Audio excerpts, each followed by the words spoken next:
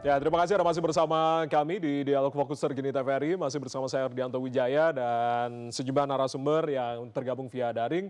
Ada Bang Dhanil Anzar Simanjuntak dari jubir Pak Prabowo, lalu juga Bang Andreas Hugo Pereira dari politikus senior PDI, Bang Saiful Huda, politikus Partai Kebangkitan Bangsa, dan juga Mas Toto serta Mas Adi yang sudah tergabung. Saya langsung ke Mas Adi. Mas Adi, dari tiga variabel ini sebetulnya mana yang harus didahulukan antara elektoral, formasi, atau kontingensi? Mas Adi. Ya kalau bicara normatifnya tiga-tiganya sangat penting Mas. Tapi Ya. biasanya kalau dalam konteks politik elektoral tentu survei itu elektabilitas itu menjadi variabel penting ya. Hmm. Saya kira semua partai politik, semua calon itu punya konsultan dan punya survei. Apakah dipakai atau tidak itu urusan lain. Tapi yang jelas misalnya survei itu selalu dianggap sebagai medium untuk memotret sejauh mana preferensi pilihan politik terhadap calon dan pilihan partai politik ya. Tapi ada juga calon dan kandidat yang menganggap survei itu tidak penting. Ya tidak apa-apa. Tapi biasanya kalau kita melihat tren selama Pilpres dilaksanakan secara langsung sejak 2004 sampai 2019 yang lalu, rata-rata survei-survei yang muncul itu relatif mendekati kebenarannya ya. Hmm. Tentu dengan tidak bermaksud ingin mendahului kehendak Tuhan, tapi survei seringkali dijadikan sebagai parameter untuk bisa menjelaskan kira-kira bagaimana kontestasi itu bisa diwujudkan. Yang kedua, kalau kita melihat rata-rata, survei itu kan yang saat ini muncul, yang kuat dalam tiga besar pasti ada nama siapa namanya Ganjar Pranowo, Prabowo Subianto dan Anies ya. Tapi kan angka-angka yang dimiliki oleh tiga orang ini belum mampu menyentuh angka psikologi politik sih ya. Artinya apa? Bahwa sekalipun mereka ini masuk dalam tiga besar, tapi kan tidak bisa mengunci kemenangan karena belum ada yang mencapai misalnya 60%. Ya. Karenanya posisi cawapres itu menjadi kunci. Salah pilih cawapres akan menjadi kiamat sehari bagi mereka ya. Bagi tiga orang ini dalam tanda kutip kalau punya kesempatan maju di 2024. Hmm. Itu kan yang seringkali dalam simulasi-simulasi survei seringkali kita lakukan Mas ya. Tentu ini di luar pembicaraan elit ya yang bisa menentukan soal konfigurasi politik siapa yang bisa mendaftarkan ke KPU ataupun tidak. Itu yang saya kira variabel elektabilitas. Tapi bagi saya prinsipnya beginilah, kembali pada topik ya. Saya membaca sepertinya ada dua skenario besar ya. Kenapa misalnya belakangan menguat isu Prabowo Ganjar atau Ganjar Prabowo. Hmm. Sepertinya ada kecenderungan kalau ada penantang kubu yang di luar kekuatan politik Jokowi, di luar kekuatan politik pemerintah, rasa-rasanya proposal Ganjar sama Prabowo atau Prabowo sama Ganjar sangat mungkin bisa disatukan, Mas. Hmm. Ini menyatukan kekuatan politik saat yang mampu mengonsolidasi kekuatan politik yang saat ini berada di kubu pemerintah untuk melawan kubu oposisi itu. Tapi kalau kubu oposisi, kubu non pemerintah tidak ada antitesa, ya saya kira memang kemungkinan besarnya siapapun boleh akan maju. Prabowo Subianto maju, misalnya dengan Caimin. Kemudian siapa namanya? Mungkin Mbak Puan maju dengan yang lain ataupun mungkin yang diusung adalah siapa Ganjar Pranowo dengan Erik ataupun dengan siapapun gitu. Dan Erlangga Hartarto ingat, Hmm. Erlangga itu adalah ketua umum partai yang suaranya saat ini juga runner up gitu ya. Ya. Nah, yang tidak bisa disepelekan. Oleh karena itu, skenario-skenario ini sangat mungkin. Tapi saya melihat kecenderungan rata-rata bahwa ketimbang misalnya sibuk siapa berpasangan dengan siapa, kalau saya melihat harus dipastikan bahwa yang bertanding di 2024 itu misalnya adalah orang-orangnya Jokowi dan jangan ada dari kubu non Jokowi itu bisa maju apapun caranya, tentu dengan cara-cara demokratis ya. Kalau ingin menghindari Anies dan antitesa itu bisa maju, bagaimana caranya PKS tidak bergabung di situ? Hmm. Ajaklah misalnya bergabung dengan Gerindra yang punya pengalaman selama dua pemilu bergabung. Misalnya Demokrat bisa bergabung dengan PKB, kan memiliki tautan politik yang juga panjang. Ya. Kan begitu caranya. Timbang sibuk misalnya harus dalam tanda kutip memaksakan tokoh penting, tokoh besar. Energinya menurut saya terlampau mubazir, Pak. Kalau Prabowo sama Ganjar atau Ganjar sama Prabowo, siapa yang mau dilawan kalau tidak ada Anies? Kan kira-kira begitu. Oke. Dalam tanda kutip ya. Makanya itu adalah kemungkinan-kemungkinan skenario. Bahwa karena kita melihat misalnya suatu waktu yang di-endorse adalah orang lain, Hmm. suatu waktu adalah wajah yang lain. Itu adalah skenario sangat mungkin yang maju adalah mereka orang-orangnya Jokowi. Oke. Tapi kalaupun toh misalnya dikendalikan ada kubu penantang, ya apapun judulnya, yang diusung adalah nama-nama besar tadi, Prabowo dan Ganjar, atau Ganjar Prabowo. yang dari angka-angka survei itu sangat memungkinkan memenangkan pertarungan politik. Hmm. Saya memang menggunakan agak istilah bombastis ya.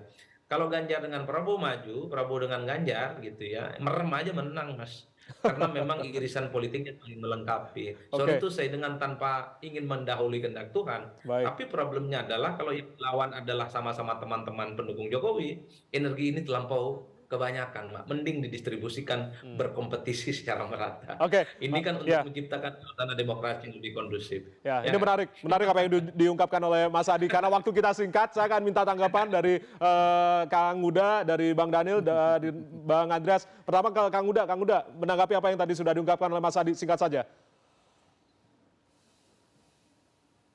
Mohon maaf Kang Uda, untuk audionya bisa di-unmute Kang Uda. Nah, Sorry, oke silakan. ya sekali lagi setidaknya opsi Bang Andreas ini kira-kira belum menjadi opsi yang menarik bagi PKB, kira-kira begitu. Setidaknya sampai hari ini. Dan kita lihat sampai sejauh mana. Karena prinsipnya sekali lagi pada Pilpres 0 km sebagaimana Mas Adi saya setuju itu sekali lagi. Jadi semakin banyak pasangan yang bisa dipilih oleh rakyat akan semakin menyehatkan demokrasi kita ke depan. Ya, oke. Belum menarik begitu kata Kang Huda, Bang Andreas. Sebelum saya akan ke Bang Daniel terakhir, silakan tanggapan Anda. Mas Adi juga tadi apa yang sudah diungkapkan. Tanggapan saya pertama, Mas Huda malam ini kelihatan serius sekali. Gitu. Biasanya senyum banyak senyum, malam ini serius sekali. Nggak gini, tapi ya ini kan semua proses masih berjalan. Masih gitu kan. berlangsung. Dan kita juga masih mereka-reka apa yang akan terjadi. Cuma tadi yang saya katakan bahwa upaya yang dilakukan adalah pertemuan-pertemuan para ya elit politik. Ya. Artinya di sini kan dipicu oleh pertemuan Pak Jokowi dan Ibu Mega dan kemudian apa yang disampaikan oleh Pak Jokowi gitu kan. Ya menurut saya gitu yang perkembangan dan pengalaman selama ini bahwa nanti akan ada pertemuan kalau misalnya menuju pada arah kerjasama antara partai-partai ini karena yang mengusung itu partai-partai gitu yang mempunyai hak untuk mengusung. Kalau pertemuan itu terjadi ya akan dibicarakan tadi variabel-variabel yang disampaikan oleh Mas Daniel tadi gitu kan. Ya termasuk variabel kontingensi kalau memang itu situasi itu terjadi gitu kan. Jadi semua kemungkinan itu masih ada dan saya kira para politisi ini kan sudah sangat matang elit-elit politik ini untuk melihat.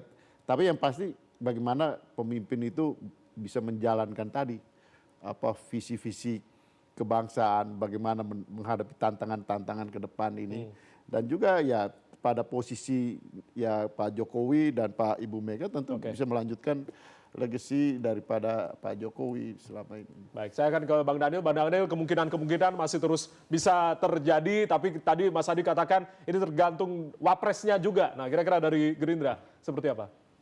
Ya, pertama tentu catatan yang perlu saya garis bawahi adalah elektoral hari ini itu bisa berubah dengan elektoral besok atau jelang Pilpres. Dinamis ya. Formasi sudah terbentuk. Belum tentu misalnya tadi disebut Mas Adi pasangan sekarang itu mutlak yang paling kuat atau pasangan B itu mutlak paling kuat. Namun ketika ada formasi yang nanti terbentuk yang sudah fix misalnya itu akan mengalami keseimbangan baru sebutlah begitu. Ada keseimbangan baru, ada kalkulasi elektoral baru dan ini yang sekarang terus terjadi karena proses sampai bulan September nanti saya pikir akan banyak pembicaraan politik yang dilakukan para elit itu pertama. Kemudian yang kedua dari sisi kami Gerindra tentu kami siap bekerja sama dengan siapapun. Kami sudah berkomitmen misalnya dengan PKB untuk mengajak